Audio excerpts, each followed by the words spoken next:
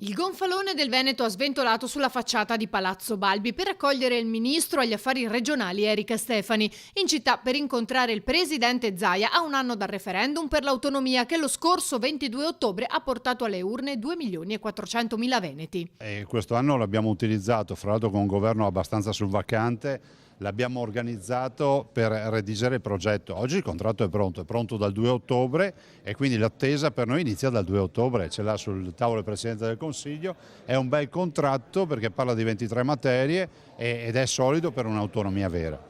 A un anno dunque, con i rallentamenti dovuti a 2 legislature, il governatore veneto si aspetta di avere risposte in velocità. Ci aspettiamo celerità, i veneti sono abituati a fare le cose, sono pragmatici, hanno avuto il coraggio di fare un referendum, lo hanno vinto, ci siamo addirittura autoimposti il quorum, lo abbiamo sorpassato arrivando al 60% dell'affluenza alle urne, adesso si va davanti.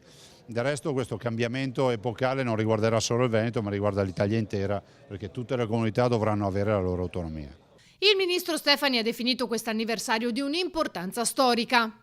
La Regione Veneto ha fatto un lavoro enorme, e un lavoro al quale è seguito il lavoro della Lombardia e dell'Emilia Romagna. Io il punto della situazione lo ribadisco, noi abbiamo fatto i tavoli tecnici per il Veneto e la Lombardia, il Veneto ha già prodotto una bozza di intesa già agli inizi di ottobre.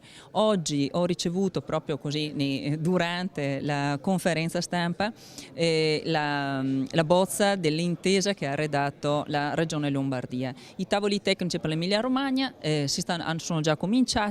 Quando il Veneto potrà vedere realizzato questo sogno? Io sono pronta, se fosse per me anche oggi. Il tempo, ci sono stati alcuni colleghi nel Consiglio dei Ministri che hanno richiesto di fare degli approfondimenti su alcune richieste di autonomia. E io sono sicura di dare delle risposte tramite anche le stesse regioni, di poter dare delle risposte e quindi di fugare qualsiasi tipo di eventuali dubbi. Intanto il ministro dell'Interno Salvini ha dichiarato che l'accordo sull'autonomia di Veneto e Lombardia andrà in una delle prossime riunioni del Consiglio dei Ministri.